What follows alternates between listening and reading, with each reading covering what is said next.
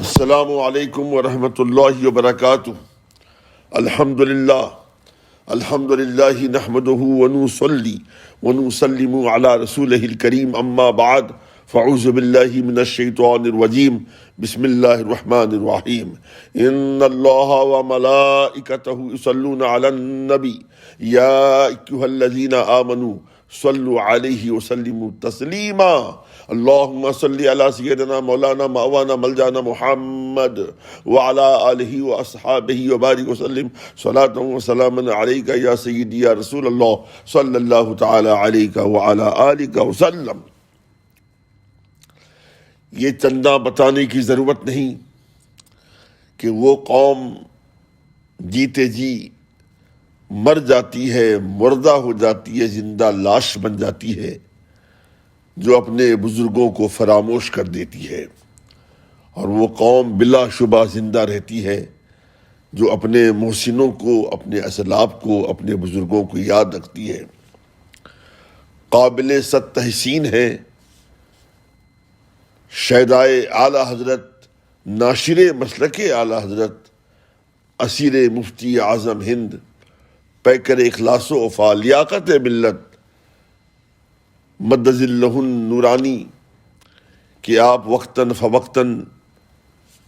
مختلف ایام میں، مختلف اوقات میں بزرگوں کی یاد مناتے ہیں، ان کی شان میں محفلیں منعقد کرتے ہیں، اور بلا شبہ حضور لیاقت ملت کا ہی عمل توشہ آخرت کا ذریعہ بھی ہے، اور دیگر حضرات کے لیے یہ قابل تقلید بھی ہے۔ آج حضور لیاقت ملت زیدہ شرف و مجدہ کی خواہش پر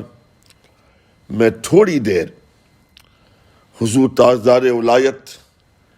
پیروں کے پیر، میروں کے میر، روشن ضمیر، دستگیر، محبوب سبحانی، قطب ربانی، غوث سمدانی، غوث لاسانی، غوث جیلانی، شہباز لامکانی، حضرت سید شاہ عبد القادر جیلانی حسنی حسینی رضی اللہ تعالی عنہ کی بارگاہ میں عقیدت کا خراج پیش کرنا ہے۔ یہ بات نصوص قطعیہ سے ثابت ہے، اور ہمارا بنیادی عقیدہ ہے کہ بلا شبہ حضور اکرم، نور مجسم، خلیفۃ اللہ اعظم، فخر آدم و بنی آدم، روحی فدا جناب محمد رسول اللہ صلی اللہ تعالی علیہ وآلہ وسلم خاتم الانبیاء ہے۔ اب قیامت تک کسی بھی نبی یا رسول کی بعثت نہیں ہوگی۔ اس کا مطلب یہ نہیں کہ اب اصلاح و ہدایت کے دروازے بند ہو گئے، ایسا ہرگز نہیں ہے، بلکہ یہ عظیم الشان کام ختمی مرتبت صلی اللہ تعالی علیہ وآلہ وسلم کی رحلت کے بعد کل بھی جاری تھا، آج بھی جاری ہے، انشاءاللہ صبح قیامت تک جاری رہے گا۔ واضح رہے کہ اصلاحی امور کا تعلق فقط ظاہر سے نہیں بلکہ باطن سے بھی ہوتا ہے۔ بلفظ دیگر یوں کہا جا سکتا ہے کہ انسان کے لیے جہاں ظاہر کا مصفح ہونا ضروری ہے، وہیں باطن کا بھی، بلکہ ظاہر کے بالمقابل تزکیہ باطن از حد ضروری ہے۔ اور یہ ایک ایسا وصف ہے جو انسان کو انسانیت کی معراج سے ہمکنار کرنے میں ایک کلیدی رول ادا کرتا ہے۔ اب رہا یہ سوال کہ جب خطائی مرتبت رسول مکرم صلی اللہ تعالی علیہ وآلہ وسلم پر رسولوں کا سلسلہ ختم کر دیا گیا، تو پھر آپ کے پردہ فرمانے کے بعد یہ اہم ترین امور کیسے انجام پذیر ہوں گے؟ خالق کائنات نے اپنے بندوں کی فلاح و صلاح کا بھرپور انتظام کر رکھا ہے۔ من جانب اللہ ان امور کی انجام دہی کی ذمہ داریاں دو جماعتوں کے سپرد کی گئی ہیں۔ وہ دو مقدس جماعتیں علماء اور اولیاء اللہ کی ہیں۔ دونوں جماعتوں کی کارکردگیوں میں بین فرق یہ ہے کہ علماء ظاہری اصلاح کا فریضہ انجام دیتے ہیں اور اولیاء صفائی باطنی کا۔ یہی وہ جماعتیں ہیں جو ہمیں ایمان و عمل کا حسین سنگم بنائے رکھتی ہیں اور ہمارے ظاہر و باطن کو سنوار کر رب کائنات کی رضا و خوشنودی کے حصول کی سبیلیں ہموار کرتی ہیں۔ یہی وجہ ہے کہ ہر دور میں علماء اور اولیاء کثیر تعداد رہی اور یہ ذوات مقدسہ اصلاح امت کی روشنیاں بکھیرتے ہوئے خاتم الانبیاء علیہ الصلوۃ والسلام کی نیابت کا حق ادا کرتی رہیں۔ یوں تو حدیث پاک کی روشنی میں رب کائنات ہر 100 سال میں ایک مجدد مبعوث فرماتا ہے جو دین میں تجدیدی امور کو انجام دے کر اہل اسلام کی برہم زلفوں کو سنوارتا ہے اور لوگوں کے ظاہر و باطن کو سیقل بناتا ہے۔ لیکن جہاں تک احیاء دین کا تعلق ہے، یہ متفق علیہ امر ہے، اس منصب پر صرف اور صرف تاجدار ولایت سیدنا شیخ عبد القادر جیلانی رضی اللہ تعالی عنہ فائز ہوئے، اور آپ کا یہ طرہ امتیاز وصف رہا کہ خود مذہب اسلام نے آپ کو محی الدین یعنی دین کو زندہ کرنے والا کے لقب سے ملقب کیا۔ بلفظ دیگر یہ محترم بالشان لقب صرف آپ ہی کی مقدس ہستی پر منطبق ہوتا ہے۔ حضرات سامعین، تاجدار ولایت سیدنا غوثیت مآب رضی اللہ تعالی عنہ کی سیرت طیبہ پر سب سے زیادہ مستند و معتبر کتاب مستطاب بہجت الاساس شریف ہے، اور اس کتاب میں آپ کا روشن بیان یوں مرقوم ہے کہ آپ فرماتے ہیں کہ 511 ہجری کی بات ہے، ایک بار جمعے کے دن میں سفر سے بغداد کی طرف لوٹ رہا تھا۔ میں سرکار غوث پاک رضی اللہ تعالیٰ عنہ نے جو بیان فرمایا ہے، میں اس واقعے کو اپنے انداز سے پیش کرنے کی کوشش کر رہا ہوں۔ غوث اعظم فرماتے ہیں کہ جمعے کے دن سفر سے بغداد طرف میں لوٹ رہا تھا۔ مان سرے راہ کیا دیکھا کہ ایک انتہائی نحیف و ناتواں بیمار شخص نیم بے ہوشی کے عالم میں بے سدھ پڑا ہے۔ جو ہی اس کی نگاہیں غوث اعظم سے چار ہوئیں، اس نے غوث اعظم کی بارگاہ میں سلام پیش کیا اور سرکار غوث پاک نے جواب دیا، اور جواب دے کر جب آپ جانے لگے تو اس نے کہا، جناب والا اتنی جلدی بھی کیا ہے، ذرا مجھ پہ نظر کرم فرمائیے، میری اس دیگرگوں اور ناگفتہ حالت پر ترس کھائیے، للہ مجھے سہارا دے کر اٹھا دیجیے، میرے جسم پر تازہ روح پھونک دیجیے، مجھے حیات نو بخش دیجیے تاکہ ناتوانی دور ہو جائے اور میں حسب سابق صحت مند و توانا بن جاؤں۔ سرکار غوث اعظم رضی اللہ تعالیٰ عنہ نے متعجب ہو کر فرمایا کہ یہ بتاؤ تم ہو کون، کس نے تمہاری یہ خستہ حالت بنائی؟ اس نے جواباً کہا، حضور آپ مجھے دیکھ کر اور میری باتیں سن کر متحیر نہ ہوئیے، میں کوئی انسان نہیں بلکہ آپ کے نانا جان جناب محمد رسول اللہ صلی اللہ تعالی علیہ وآلہ وسلم کا لایا ہوا دین ہوں۔ میں مذہب اسلام ہوں جس کی ترویج و اشاعت کے لیے بانی اسلام کو شدید تر مصائب و آلام سے دوچار ہونا پڑا۔ کبھی آپ کی راہوں میں کانٹے بچھائے گئے، کبھی آپ کے جس میں اتھر پر پتھروں کی برسات کی گئی، کبھی آپ پر آب و دانہ نہ پہنچانے کی قسمیں کھائی گئیں، کبھی آپ کو شعب ابو طالب میں 3 سال کی قید و بند کی جہاں کا مشقتوں میں ڈالا گیا، کبھی آپ پر اور آپ کے ساتھیوں پر عرصے حیات تنگ کر دیا گیا، جانے کیسی کیسی مصیبتوں کے پہاڑ آپ پر توڑے گئے۔ پھر نوبت یہاں تک پہنچی کہ آپ کو اپنے وطن عظیم مکہ المکرمہ کو خیر بات کہہ کر مدینہ منورہ کی جانب ہجرت کرنا پڑی۔ رب کائنات کا آپ پر ایسا فیضان کرم ہوا، تائید ربانی اور مشیت ایزدی کا ایسا بین اثر ہوا کہ میں خوب پھلا پھولا، پروان چڑھا، اور عرب کے گوشے گوشے میں نہ صرف یہ کہ میرا شہرا ہو گیا بلکہ لوگ جھوک در جھوک میرے دامن میں آنے لگے۔ وہ مکہ جہاں ایک بھی خدا کا ماننے والا موجود نہ تھا، مگر ایک دن وہ آیا کہ میرے صاحبہ میں 1,24,000 فرزندان توحید کی نورانی جماعت آ گئی۔ پھر رفتہ رفتہ آپ کے جانثار خلفائے اعظام اور صحابہ کرام قد و کاوش کے ایسے اثرات مرتب ہوئے کہ میں چار دانگے عالم میں پھیل گیا، مگر حیب صدحیب گزشتہ کئی سالوں سے مجھ پر بے حد ظلم ڈھایا گیا، مجھے طبیعت سے مشق ستم بنایا گیا، میرے اصول کے تار و پود بکھیر دیے گئے، میری عظمتوں سے کھیلنے کی ناپاک کوششیں کی گئیں، اور مجھ پر غیروں کے ساتھ ساتھ اپنوں نے بھی اس قدر شدید حملے کیے کہ میں زخموں سے چور چور ہو گیا، میری طاقتیں سلب ہو کر رہ گئیں، یہاں تک کہ میری حالت زندہ لاش کی طرح بن گئی۔ خدا را دیر نہ کیجیے، دستے کرم بڑھائیے اور مجھے اٹھا کر قیامت تک کے لیے زندہ جاوید بنا دیجیے۔ مذہب اسلام کی روح فرسا اور دل دوز سرگزشت سن کر تاجدار ولایت سرکار غوث اعظم رضی اللہ تعالی عنہ اشکبار ہو گئے۔ آپ کا کلیجہ منہ کو آنے لگا۔ بلا تاخیر جو ہی آپ نے اسے اٹھایا تو فوراً دیکھتے ہی اس میں توانائی عود کر آئی، اس کے چہرے میں رونقیں چھا گئیں، اور وہ صحت مند و فربا ہو کر ایسے کھڑا ہو گیا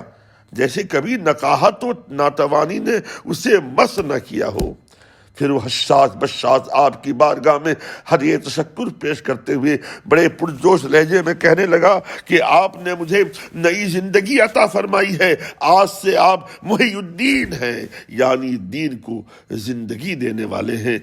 دین کو زندہ کرنے والے ہیں۔ تاجدار ولایت فرماتے ہیں کہ اس واقعے کے بعد پھر ہوا یوں کہ میں جدھر سے گزرتا گیا اہم یہ صدا گونجتی رہی کہ محی الدین جا رہا ہے، محی الدین جا رہا ہے۔ حضرات سامعین، سرکار غوث اعظم فرماتے ہیں کہ لوگ جوگ در جوگ محی الدین پکارتے ہوئے میری دستبوسی کرنے لگے۔ آپ مزید فرماتے ہیں کہ اس واقعے سے پہلے کبھی کسی نے مجھے اس نام سے پکارا نہیں تھا۔ اس سے پہلے کہ ہم حضور تاجدار ولایت کے ناقابل فراموش احیائی کارناموں کو بیان کریں، آئیے آپ کے لقب محی الدین کے معانی و مفاہیم پر غور کرتے ہیں۔ محیٌ یہ عربی کا لفظ ہے،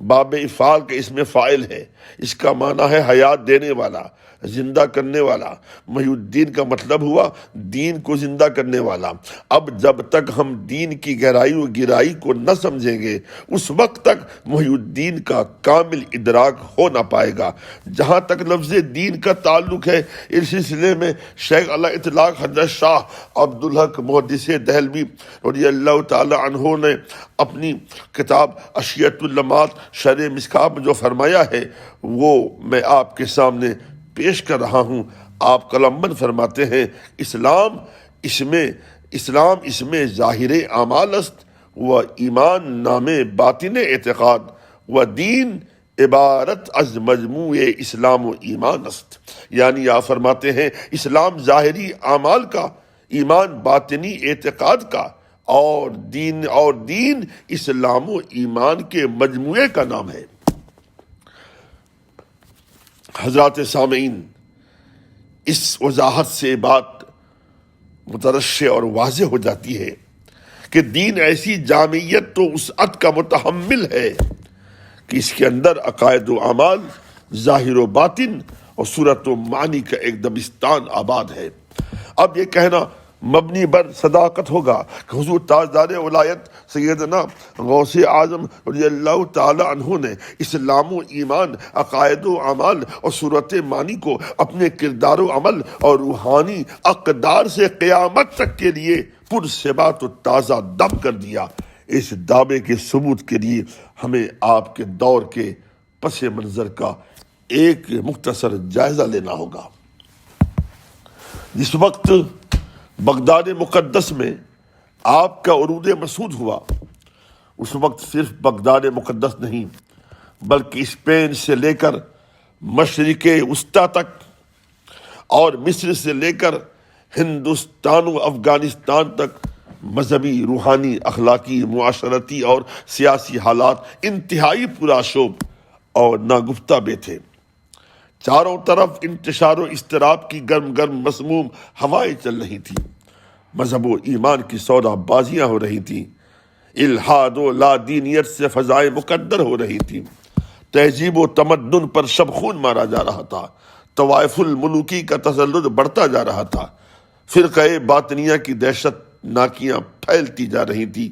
ربز و اعتزال اپنے پر پھیلائے جا رہے تھے،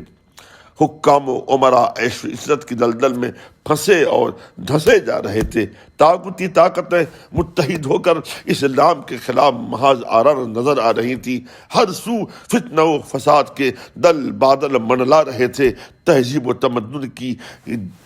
تمدن کے جان کے لالے پڑے ہوئے تھے، جا بجا کذب و دروغ کے پرخطر جال بچھے ہوئے تھے، مکر و فریب اژدہا کی صورت فن ٹیکے کھڑے تھے، صدق و صفا کی حرمتوں کی نیلامی ہو رہی تھی، خلق و وفا کی آنکھیں رو رو کر تھک چکی تھیں، شرافت و نجابت کا بہت دور تک نام و نشان مٹ چکا تھا، یہودیت و نصرانیت اسلام پر غلبہ حاصل کرنے کے لیے منصوبہ بندی کے ساتھ پر تول رہی تھی، چوری اور ڈاکہ زنی اس قدر عام ہو گئی تھی کہ راہ چلنا دشوار سے دشوار تر ہو چکا تھا، قتل و غارت گری بازی چے اطفال بن کر رہ گیا تھا۔ ایسے مہیب و پر دہشت ماحول میں دین اسلام کی حفاظت و صیانت کے لیے مجدد کی ضرورت نہیں تھی بلکہ ایک ایسے محی الدین کی ضرورت تھی جو قادر مطلق کی عطا کردہ قدرت و طاقت سے دشمنان دین کو چاروں شانے چت کر دے، گمگشتہ راہوں کو راہ راست پر گامزن کر دے، سوئے عمل کے خوگروں کو عمل خیر کا شاہکار بنا دے، اسلام کے زخموں کو مندمل کر کے اس کے مردہ جسم میں تازہ روح پھونک کر تا قیام قیامت اسے حیات جاویدانی عطا کر دے۔ یہ پکار اہل اسلام کی نہیں بلکہ خود مذہب اسلام کی تھی۔ رب قدیر کی رحمتیں جوش میں آئیں اور اس نے بغداد کی مقدس سرزمین پر حضور تاجدار ولایت کو منصب محی الدین پر فائز فرما کر بھیجا، اور آپ نے اس منصب جلیلہ کا حق کیسے ادا کیا، اس سلسلے میں صاحب بہجت و اسرار فی معدن انوار عارف باللہ حضرت نور الدین ابو الحسن علی بن یوسف شتنونی علیہ رحمت و رضوان کے قلم حق رقم سے سنیے۔ آپ تحریر فرماتے ہیں بمقدمہ انحل السحاب وعاشبر عراق وزال الغی واتضح الرشد، یعنی فرماتے ہیں کہ حضور تاجدار ولایت سرکار غوث اعظم رضی اللہ تعالی عنہ کے قدوم میمنت لزوم کے اثرات سے رحمت کی گھٹائیں سائبہ بن گئیں، عراق کی سرزمین سے ظلمتیں چھٹ گئیں، ہر سمت رشد و ہدایت کا اجالا پھیل گیا۔ آپ کے روحانی تصرفات کی جلوہ سامانیاں تھیں کہ اسلام دشمن طاقتیں زیر و زبر ہو کر رہ گئیں، ان کے ناپاک خوابوں کے شیرازے بکھر کر رہ گئے، ان کے پرخطر منصوبوں پر پانی پھر گیا، اسلام پھر تازہ دم ہو کر چہار دانگے عالم میں پھلتا پھولتا اور پروان چڑھتا نظر آنے لگا۔ آپ ہی کے دور میں مصری حکومت باطنیہ،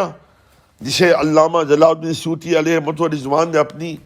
کتاب مستطاب میں دولت خبیثہ تحریر فرمایا ہے، روبہ زوال ہو گئی۔ پھر دنیا نے دیکھا کہ آپ کے وصال پرملال کے 5 سال کے اندر اس کا نام و نشان صفحہ ہستی سے کل عدم ہو کر رہ گیا۔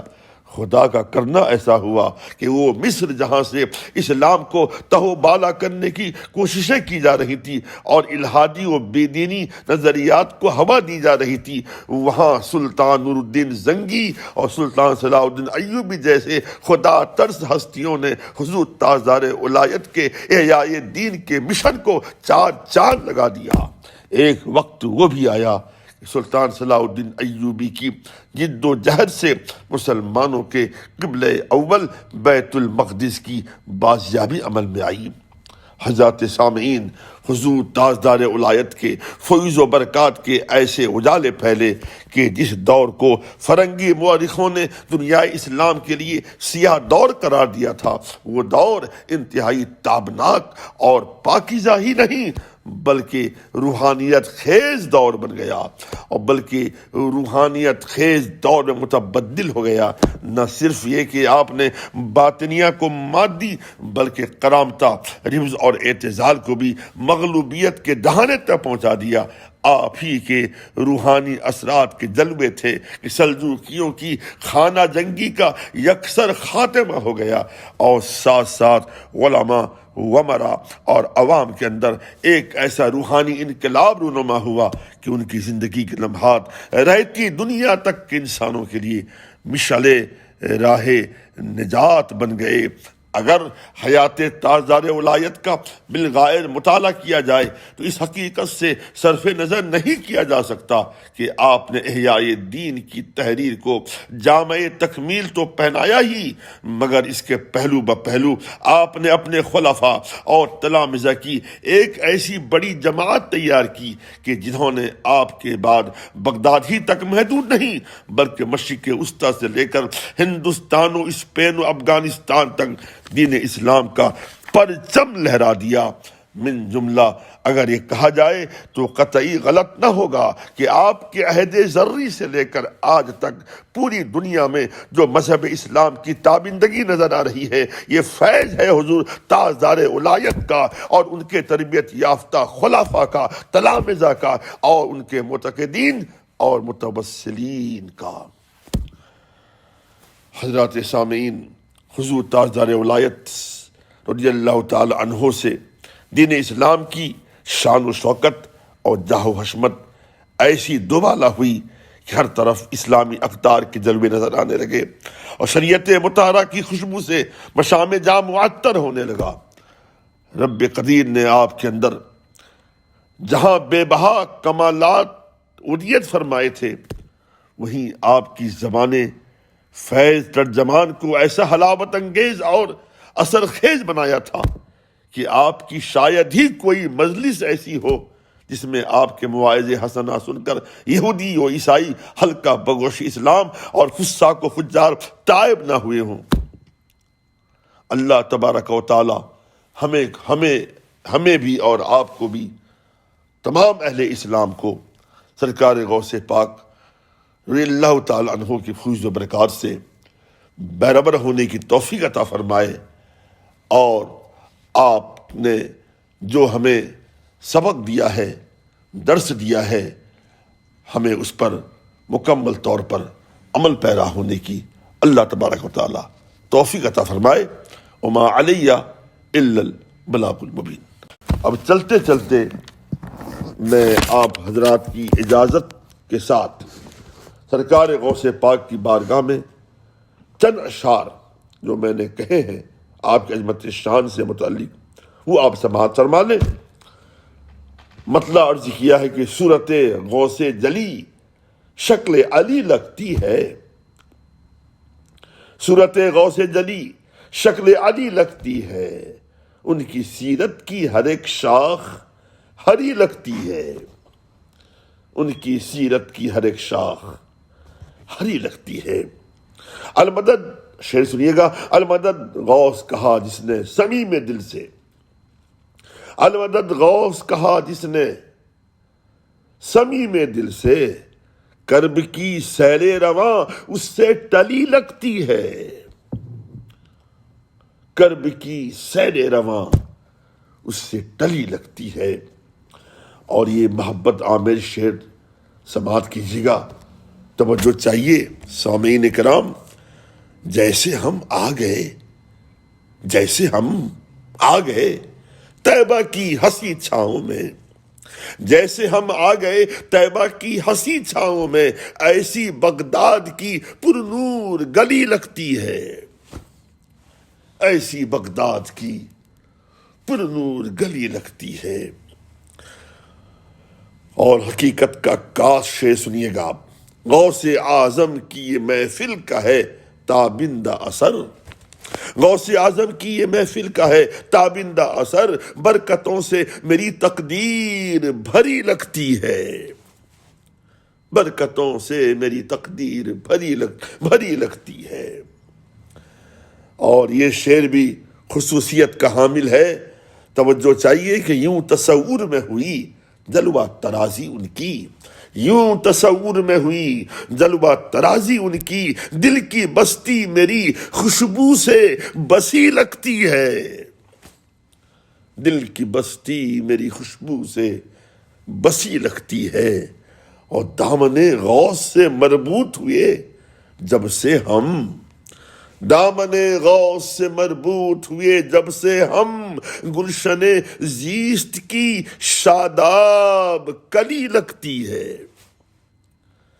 گلشن زیست کی شاداب کلی لگتی ہے۔ اور یہ شعر بھی آپ کی سماعت کی نظر کر رہا ہوں کہ جب سے کی عرض در غوث پر شیئن للہ، جب سے کی عرض در غوث پہ شیئن للہ، چادر فیض میرے سر پہ تنی لگتی ہے، چادر فیض میرے سر پہ تنی لگتی ہے۔ اور آخری شعر آپ کی سماعت کے حوالے کر رہا ہوں کہ جس میں ہو ان کے کمالات کے اشعار بیان۔ اور یہ آخری شعر میں حضور لیاقت ملت کی بارگاہ میں نظر کر رہا ہوں، جس میں ہو ان کے کمالات کے اشعار بیان، وہ زمین فکر کی زرخیز بڑی لگتی ہے، وہ زمین فکر کی زرخیز بڑی لگتی ہے۔ اور مقطع آپ سبھی حضرات سے میری گزارش ہے کہ سرکار غوث اعظم کی محبت میں ڈوب کر مقطع سنیے گا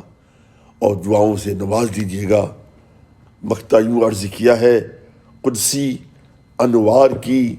بارش میں نہائی برسوں، قدسی انوار کی بارش میں نہائی برسوں، قدسی انوار کی بارش میں نہائی برسوں، ان کی یادوں کی ہنسی ایک گھڑی لگتی ہے، ان کی یادوں کی ہنسی ایک گھڑی لگتی ہے، صورت غوث جلی شکل علی لگتی ہے، ان کی سیرت کی ہر ایک شاخ ہری لگتی ہے، یوں تصور میں ہوئی جلوہ ترازی ان کی، دل کی بستی میری خوشبو سے بسی لگتی ہے۔ السلام علیکم ورحمۃ اللہ وبرکاتہ۔